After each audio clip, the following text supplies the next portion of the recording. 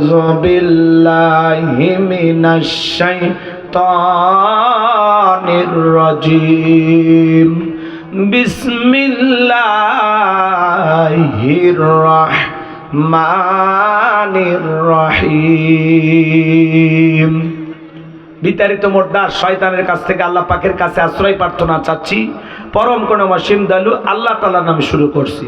আমার আল্লাহ রাব্বুল আলামিন বলেন, ক্বাদ আফলাহাল মুমিনুন।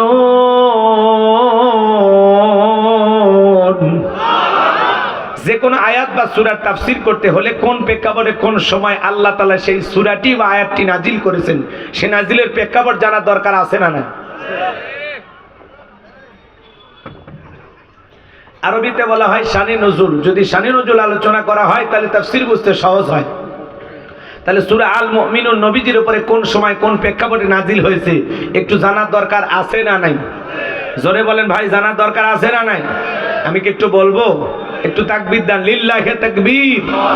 সম্মানিত ভাইয়েরা আমার, নবীর প্রিয় সাহাবী হযরত ওমর ফারুক রাদিয়াল্লাহু তাআলা আনহু ডেকে বলেন, আমি মৌমাছির গুনগুন আওয়াজ শুনলাম। ডানে তাকাই মৌমাছি নাই, বামে তাকাই মৌমাছি নাই। নবীজির চেহারা মোবারকের দিকে তাকায় দেখি নবীজি ফিসফিস করে কি যেন তেলাওয়াত করতেছেন। হযরত ওমর ফারুক ডেকে বলেন, আমার বোঝার বাকি রইল না, নবীজির উপরে কোরআনুল কারীম নাজিল হচ্ছে আর বিশ্ব নবী কোরআনুল কারীম রিসিভ করতে ব্যস্ত। বলুন সুবহানাল্লাহ। মৌমাছির গুনগুন আওয়াজ হলে কোরআনুল কারীম নাজিল হয়। দপ্তরি ছুটির ঘন্টায় বাড়ি বাড়ি টন টন আওয়াজ হলে কোরআনুল কারীম নাজিল হয়। নবী যখন ঘোড়ার উপরে থাকতেন ওই সময় যদি কোরআনুল কারীম নাজিল হইতো, ওহির ভারে ঘোড়ার পা গুলো বালুর ভিতরে ডেবে যেত। বলুন আল্লাহু আকবার।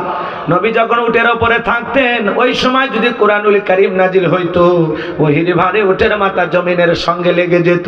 এক সাহাবী রানের উপরে মাথা রেখে নবীজি আরাম ফরমাচ্ছেন, ওই সময় কোরআনুল কারীম নাজিল হলো। সাহাবী ডেকে বলেন, আমার কাছে মনে হয় আমার রানটা ফেটে যাবে, আমার কাছে মনে হয় আমার রানের উপরে পাহাড় চেপে ধরা হয়েছে। তাহলে কোরআনুল কারীমের একটা আলাদা ওয়েট, আলাদা একটা ওজন আছে না নাই? দীর্ঘ 23টি বছরে আল্লাহ রাব্বুল আলামিন জিবরাইলের মাধ্যমে নবীজির উপরে কোরআনুল কারীম নাজিল করেছেন।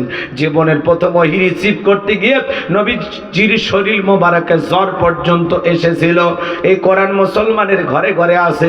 এমনও মুসলমান 50-60 বছর বয়স হয়ে গেছে আল্লাহর কোরআনটা কোনোদিন খুলেও দেখে নাই, এরকম কপাল পোড়াও আছে না না? আজকে মুসলমান কোরআন আর ইসলাম থেকে দূরে সরে যাওয়ার কারণে তামাম পৃথিবীর রাজত্ব আর কর্তৃত্ব বেঈমানদের হাতে। কথা বলেন ঠিক কিনা? আজ তামাম পৃথিবীতে মুসলমানের মার খায়, নির্যাতন আর জুলুমের শিকার। আজ যদি মুসলমান ইসলাম আর কোরআনকে আঁকড়ে ধরতে পারে, পুরো পৃথিবীর কর্তৃত্ব রাজত্ব মুসলমানদের হাতে আসবে। কথা বলেন ঠিক কিনা? মুসলমান ইসলাম থেকে দূরে সরে গেছে, কোরআন থেকে দূরে সরে গেছে। কথা বলেন ঠিক কিনা? আমার কথা কি আপনারা বিরক্ত হচ্ছেন?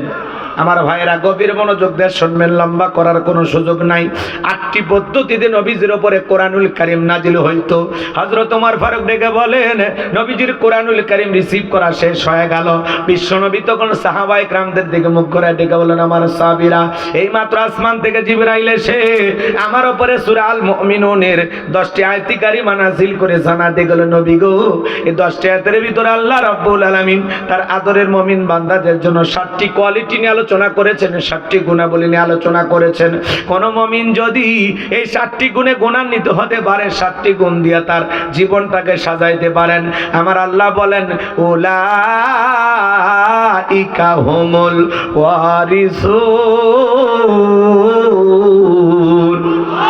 الذين يرثون الفردوس هم فيها خالدون।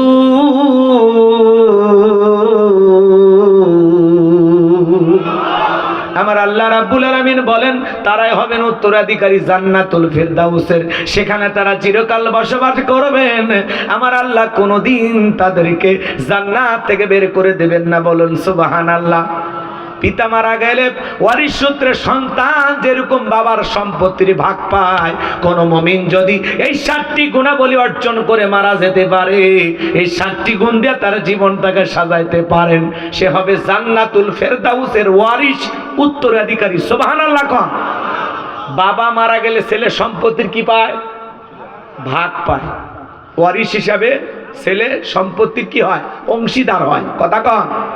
আজকে গোলাম রব্বানির কথা শুনে যদি আপনারা আমল করতে পারেন, এ বাজান ঢাকা গুলশানে যদি বাড়ি থাকে, সেই লোকের মোশান ভাব কম না বেশি? আমার ভাষা কি বোঝেন? কি কন? ভাব যায় নাই তা কি কন? Motion motion. সেই মোশান নাই, সেই ভাব নাই। হুজুর গুলশানে বাড়ি, মাল চিনিচ্ছেন না, কথা কয় না। ঢাকা উত্তরায় বাড়ি হুজুর, আছে না নাই? তো ভাই ঢাকা গুলশানে বাড়ি থাকবে না, উত্তরায় বাড়ি থাকবে না, কিয়ামত সংগঠিত হলে থাকবে নাকি? সব ভেঙে তছনছ হয়ে যাবে। মাঝে মাঝে হালকা একটু ভূমিকম্প হইলেই মাথা নষ্ট। কি কম? বিল্ডিং 10 তলা 20 তলা ফাইটে গেছে, কাত হয়ে গেছে, রুকুত চলে গেছে। কি কথা কন না কেন? ইজা জুলজিলাতিল আরদু জিলজালাহা, প্রবল কম্পনে যেদিন পৃথিবী কেঁপে উঠবে, সব তছনছ হয়ে যাবে, চূর্ণ বিচূর্ণ হয়ে যাবে, পৃথিবীর কোনো কিছু থাকবে না। কুল্লু মান আলাইহা ফান, এই পৃথিবীর সবকিছু আল্লাহ তাআলা ধ্বংস করে দেবেন। কথা বলেন ঠিক কিনা?